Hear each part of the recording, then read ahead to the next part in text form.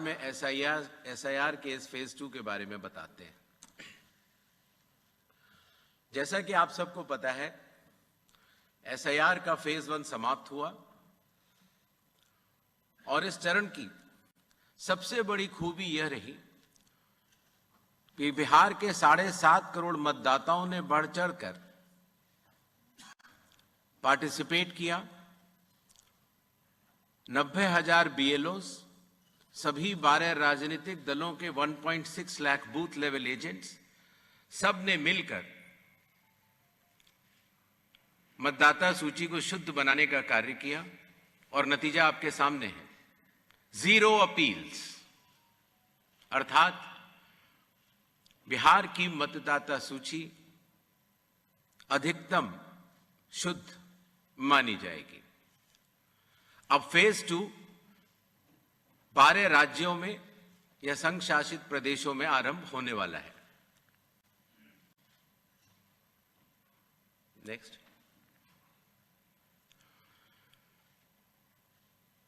किसी भी मतदाता के लिए जो उसकी अर्हताएं हैं वो संविधान के अनुच्छेद 326 में लिखी गई हैं, अर्थात भारत का नागरिक होना, कम से कम आयु 18 वर्ष की होना, उस विधानसभा क्षेत्र का सामान्य निवासी होना और किसी अन्य कानून से उसको डिस्क्वालीफाई न किया गया हो।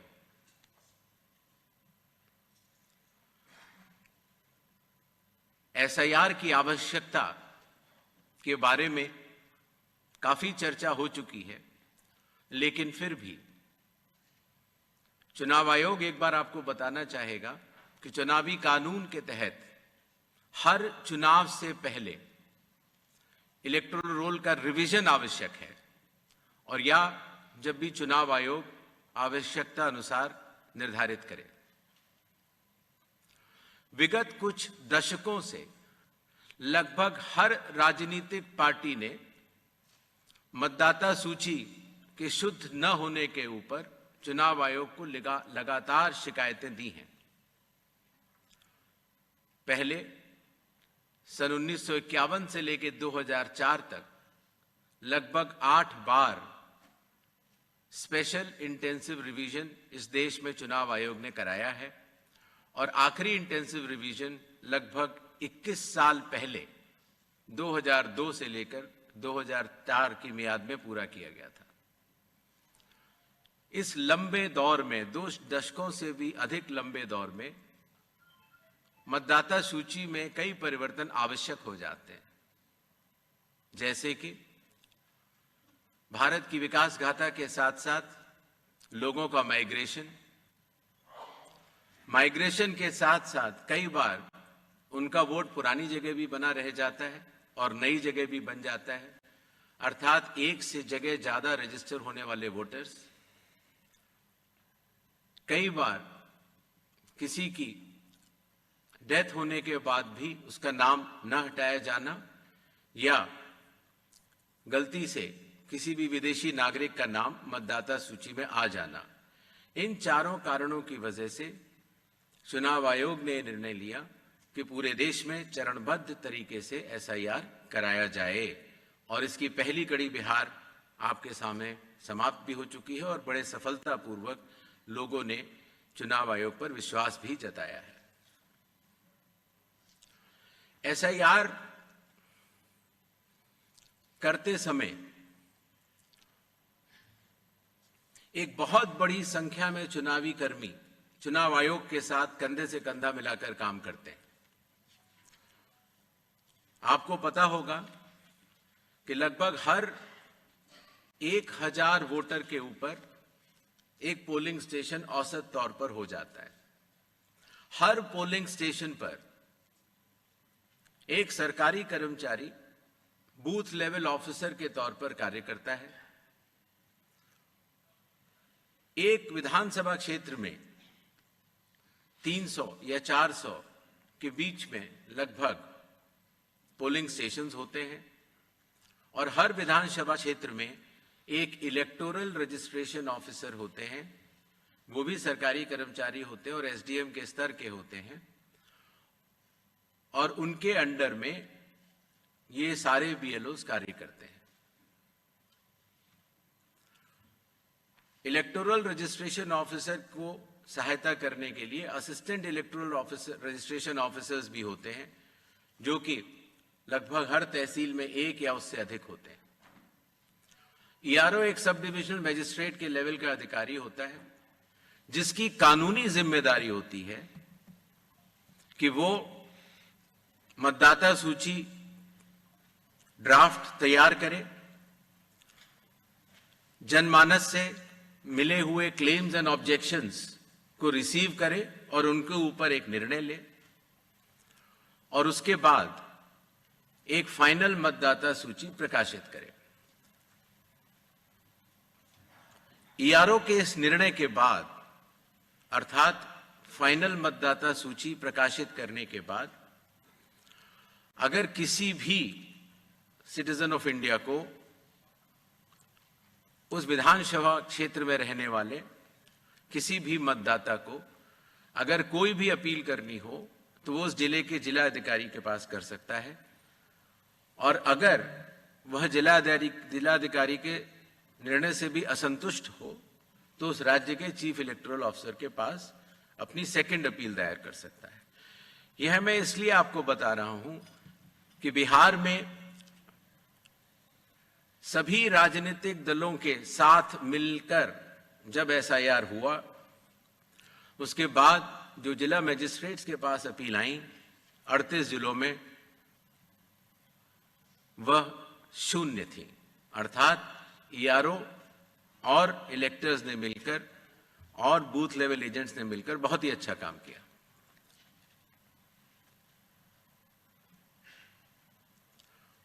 एसआईआर के समय ईआरओस और एईआरओस मिलकर सबसे पहला जो काम करेंगे वो इन्यूमरेशन फॉर्म्स को प्रिंट करेंगे।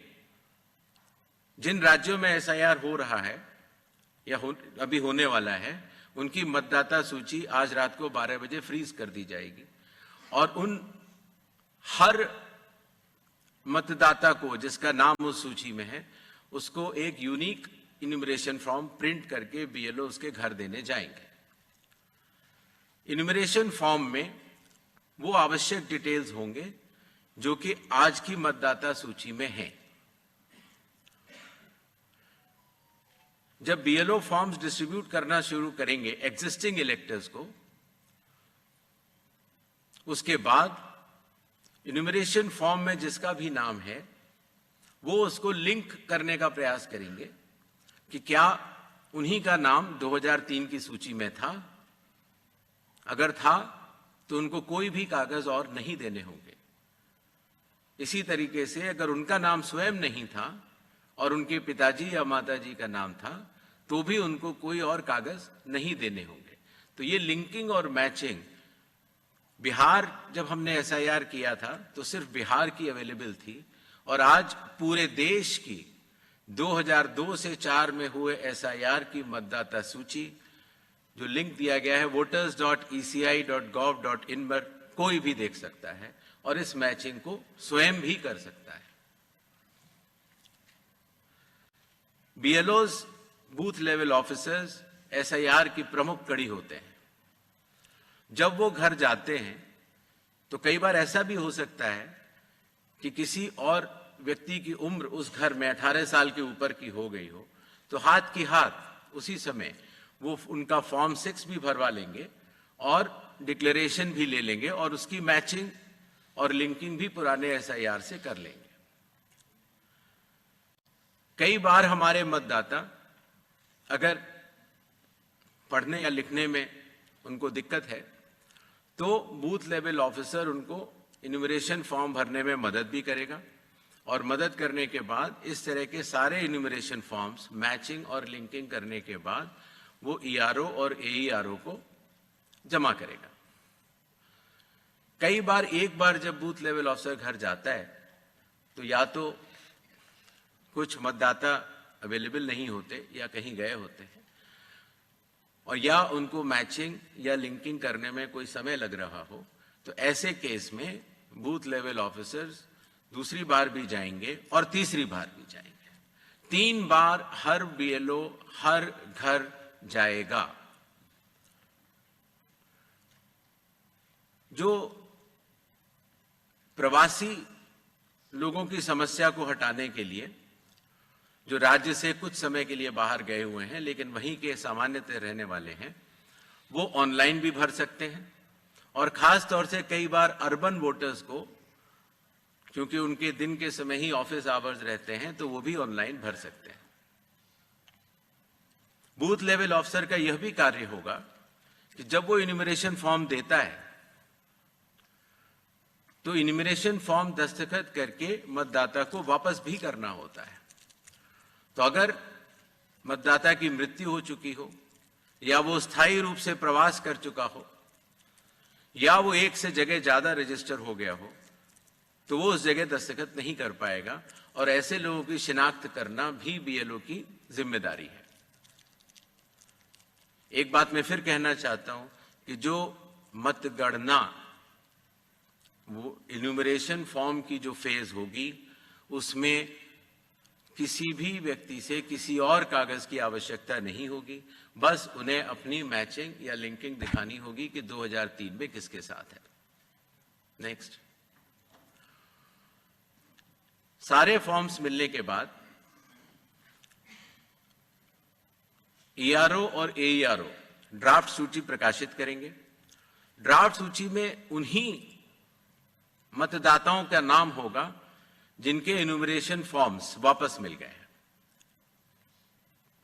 जिन मतदाताओं की मैचिंग या लिंकिंग नहीं हो पा रही है, 2003 में कहां थे, 2003 में आपके माता पिता भी नहीं थे या कोई भी नहीं था, ऐसे लोगों को भले ही उनका इन्यूमरेशन फॉर्म मिल गया हो, लेकिन नोटिस जारी करेगा ईआरओ और एईआरओ, और नोटिस जारी करने के बाद फिर वो उनकी एलिजिबिलिटी डिसाइड करेगा, इंक्लूड करने के लिए या एक्सक्लूड करने के लिए, बेस्ड ऑन इंडिकेटिव डॉक्यूमेंट्स, जो मैं आगे बताऊंगा। ईआरओज और एईआरओ की यह जिम्मेदारी होगी कि कोई भी योग्य मतदाता छूटे ना, और कोई भी अयोग्य मतदाता सूची में अंदर ना आ पाए। ईआरओ के फैसले के खिलाफ कानूनी तौर पर जिला मजिस्ट्रेट के पास एक अपील होती है, जो मैंने आपको बताया, और जिला मजिस्ट्रेट के फैसले के खिलाफ चीफ इलेक्टोरल ऑफिसर के पास भी सेकंड अपील होती है। जो प्री इन्यूमरेशन फ्रेज है,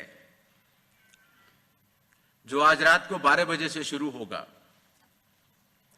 उसमें कंप्यूटर मैचिंग और लिंकिंग पिछले एसआईआर से ईसीआई नेट के जरिए की जा रही है, उसको आगे बढ़ाया जाएगा।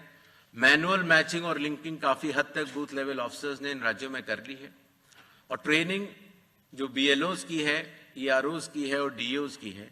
हालांकि काफी ट्रेनिंग हम लोग यहाँ ट्रिपल आईडीएम में कर चुके हैं, बट एक बीएलओ, ईआरओ और डीओ की ट्रेनिंग कल से शुरू होगी। सभी राजनीतिक दलों से 6 नेशनल पार्टीज जो कि हर राज्य में मौजूद हैं, और हर राज्य की जो स्टेट पॉलिटिकल पार्टीज हैं, उन सभी से निवेदन है कि वो अपने बूथ लेवल एजेंट्स, अगर उन्होंने नामित नहीं किए हैं किसी भी बूथ पर, तो जरूर कर लें। साथ ही साथ सभी चीफ इलेक्टोरल ऑफिसर्स को, डिस्ट्रिक्ट इलेक्शन ऑफिसर्स को और ईआरओज को यह निर्देश भी होंगे कि कल से शुरू होकर परसों तक वो सभी पॉलिटिकल पार्टीज को के साथ मीटिंग करेंगे और पूरी एसआईआर की प्रक्रिया को उनके समक्ष डिटेल में बतलाएंगे।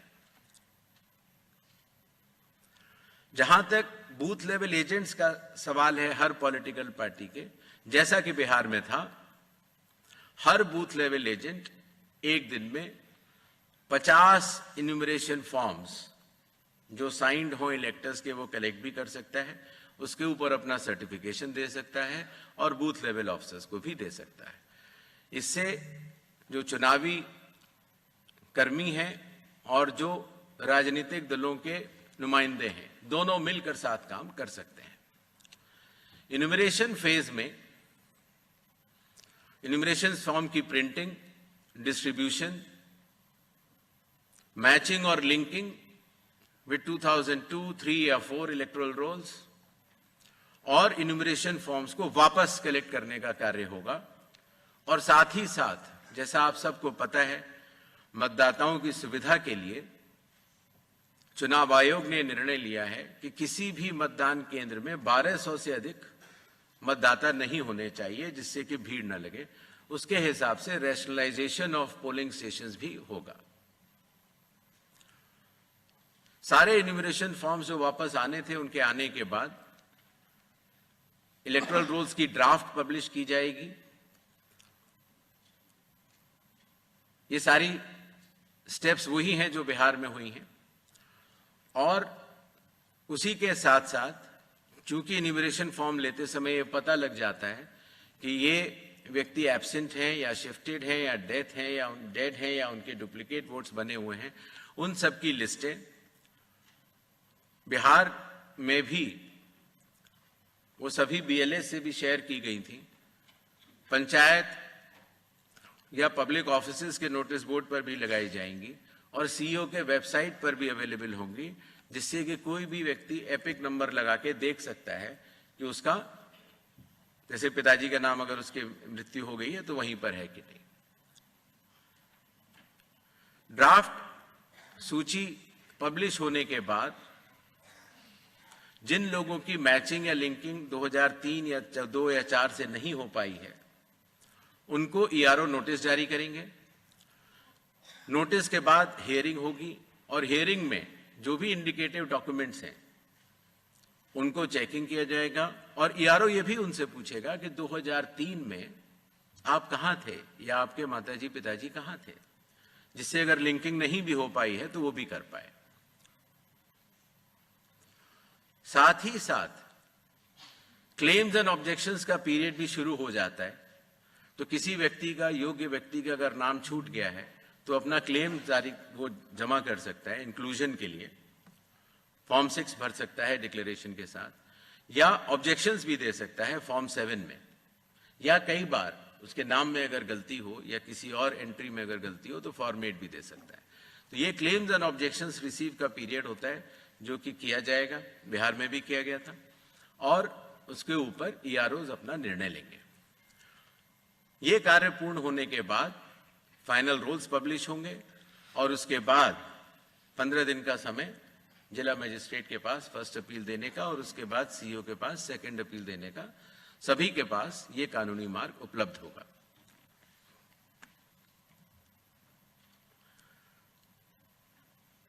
जैसा कि बिहार में चुनाव आयोग ने बहुत सफलतापूर्वक दर्शाया कि जो वल्नरेबल ग्रुप्स होते हैं, खास तौर से जो बुजुर्ग हैं या बीमार हैं या दिव्यांग हैं या कई बार हमारी बुजुर्ग महिलाएं हैं, तो इनको अगर किसी भी मैचिंग करनी है 2003 से या लिंकिंग करनी है, उन्हें कंप्यूटर नहीं आता, उनके पास मोबाइल नहीं है या उनको कोई सर्टिफिकेट बनवाना है, तो वॉलंटियर्स जो है वो या तो सरकारी कर्मचारी होते हैं या एनसीसी या एनएसएस के वॉलंटियर्स होते हैं।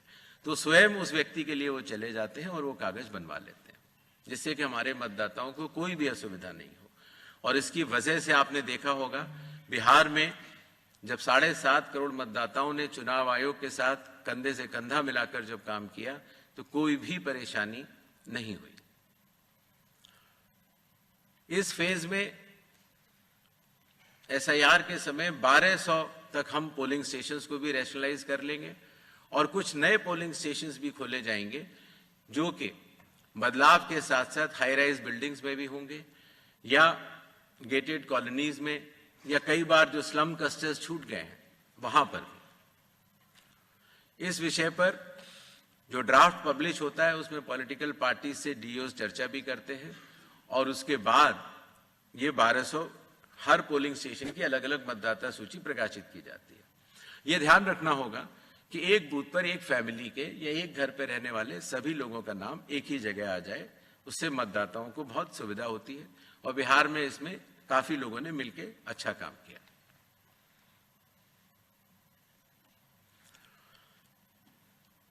जो बिहार का एसआईआर हम लोगों ने कराया, उससे चुनाव आयोग को ये भी समझ में आया कि इन्यूमरेशन फॉर्म में एक छोटा सा परिवर्तन करना आवश्यक है।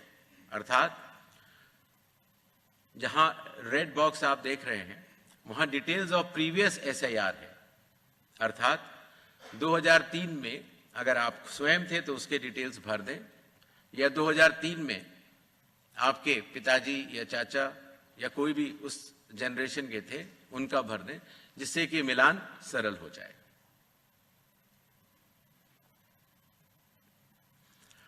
जो इन्यूमरेशन फॉर्म दिया जाएगा उसमें काफी चीजें प्री प्रिंटेड होंगी। मतदाता का नाम, उसका एपिक नंबर, उसका पता, सीरियल नंबर, पार्ट, कौन सी असेंबली है और उसका पुराना फोटो। एक क्यूआर कोड भी दिया जाएगा जिससे कि उस क्यूआर कोड को स्कैन करके आप स्वयं देख सकते हैं। सभी मतदाताओं से चुनाव आयोग का यह आग्रह रहेगा कि जहां पेस्ट करेंट फोटो लिखा हुआ है वहां पर अपनी नई और रंगीन फोटो, कलर्ड फोटो वहां पर अगर लगाएंगे तो जब भी आपका नया एपिक कार्ड बनेगा तो उसमें वो फोटो लगाई जाएगी तो अच्छा लगेगा। शिनाख्त में भी आसानी होती है, बिकॉज कई बार वोटर कार्ड्स में लोगों के बहुत पुराने पुराने फोटो लगे हुए हैं। इन्यूमरेशन फॉर्म का ये हिस्सा है जो प्री प्रिंटेड के बाद नीचे आता है, उसमें ये डिटेल्स इलेक्टर्स को भरने होंगे। आधार नंबर बिहार में भी ऑप्शनल तरीके से चुनाव आयोग ने लिया था और इस बार भी आधार नंबर लिया जाएगा। फादर का नाम भी है, एपिक भी है, आपके स्पाउस, मदर, फादर का नाम भी है, डेट ऑफ बर्थ भी है। जी, जो प्रीवियस एसआईआर के जो 2 खाने मैंने आपको बताए थे, उसमें स्वयं का अगर नाम है तो पहला जो बाईं तरफ वाला बॉक्स है, इसमें इलेक्टर का नाम, एपिक अगर उसका है उस समय तो, बिकॉज 2003 में कई लोगों के पास एपिक नंबर नहीं था। रिलेटिव का नाम, कई बार फादर का नाम होता है और रिलेशनशिप तो वहां पर फादर होगा। किस जिले में है, जैसे ही आप जिला लिख देंगे या स्टेट या एसी लिख देंगे तो जो सारी जो मतदाता सूची पूरे देश की अवेलेबल है 2003 में, उससे सेलेक्ट करना और उससे मैचिंग करना बहुत आसान हो जाता है। इसी तरीके से अगर आपका नाम नहीं है 2002, 3 या 4 की मतदाता सूची में, तो आप अपने फादर, मदर या जो भी उस श्रेणी के जो रिलेटिव्स हैं उनके डिटेल भर सकते हैं, तो उससे भी ये मैचिंग सरल हो जाती है। क्लेम्स एंड ऑब्जेक्शंस के पीरियड में फॉर्म 7 और फॉर्म 8 की आवश्यकता पड़ती है और फॉर्म 6 तो खैर चूंकि इन्यूमरेशन फेज में ही इस बार हम कलेक्ट कर ले रहे हैं। बिहार में हम लोगों ने उसको बाद में किया था, लेकिन इस बार हम शुरू से ही कर ले रहे हैं।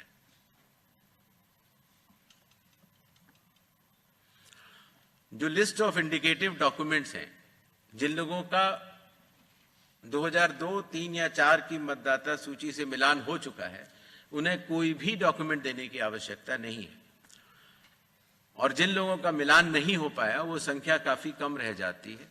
सिर्फ उन्हीं लोगों को ये इंडिकेटिव डॉक्यूमेंट्स देने होंगे जो बिहार में थे 11 वो, और आधार कार्ड, नागरिकता का प्रमाण चूंकि नहीं है तो वो आइडेंटिटी पर्पस के लिए लोग दे सकते हैं। नेक्स्ट, ये वो 12 राज्य हैं जहां पर कल से एसआईआर शुरू होने वाला है। Andaman and Nicobar island union territory, state Chhattisgarh, Goa, Gujarat, Kerala, union territory Lakshadweep, Madhya Pradesh, Puducherry union territory, Rajasthan, Tamil Nadu, Uttar Pradesh, West Bengal. इन 12 राज्यों में कुल मतदाता 51 करोड़ के लगभग हैं। लगभग 5,33,000 बूथ लेवल ऑफिसर्स इस महान कार्य में अपना योगदान देंगे। लगभग 7,64,000 बूथ लेवल एजेंट्स जो पार्टीज द्वारा नामित हैं वो इसमें अपना योगदान देंगे और लगभग 10,500 EROs और लगभग 321 कलेक्टर्स। ये पूरी चुनावी कर्मियों की जो टीम है वो इस SIR की फेज 2 में कार्य करेगी और इसको सफल बनाएगी। शेड्यूल, प्रिंटिंग और ट्रेनिंग का कार्य कल से शुरू होगा और 3 नवंबर तक चलेगा। हाउस टू हाउस इन्यूमरेशन 4 नवंबर से 4 दिसंबर तक। Publication of draft electoral rolls 9 दिसंबर 2025। क्लेम्स एंड ऑब्जेक्शंस का पीरियड 9 दिसंबर 2025 से लेकर 8 जनवरी 2026। जिन लोगों को नोटिस जाएंगे उनकी हियरिंग और वेरिफिकेशन का समय 9 दिसंबर से 31 जनवरी तक होगा और फाइनल इलेक्टोरल रोल्स 7 फरवरी 2026 को प्रकाशित किए जाएंगे।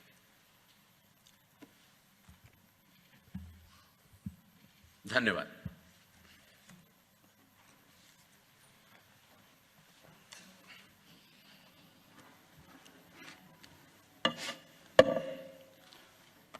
Now we'll start with the question and answer session. As per our previous format, we will be taking questions in groups of 5. And please be rest assured that maximum number of questions will be taken. Why? Sir, I will ensure that your question is taken. Please be seated. Sir, your question will be taken. That's all. चलिए, कोई बात नहीं. Please don't disrupt the conference. Your question will be entertained and taken. In the interest, no, then I will not be able to entertain lot of questions. I have so many people. I don't have one person. Your question will be entertained. Yes. दीजिए इधर. Excuse me. ऊपर दीजिए, वो blue shirt में दीजिए. Sir नमस्कार, नीरज हूँ news 18 India से। हमारा सवाल ये है आपसे कि आपने जो 12 राज्यों के नाम दिए हैं और केंद्र शासित प्रदेश के, आगामी जो 5 राज्यों के चुनाव है, क्योंकि अगले साल मध्य में वहाँ चुनाव होने, उसमें असम भी है। असम में आपने SIR कराने का फैसला नहीं किया है दूसरे चरण में, तो इसकी वजह क्या है, कारण क्या है और यहाँ कब कराएंगे? Sir, I'm Shriparna from the Hindu newspaper. In Bihar, the Election Commission has said that new EPIC cards would be given to all voters. What is the progress on that, and will the same be done for all these 12 states and rest of the states undergoing SIR as well?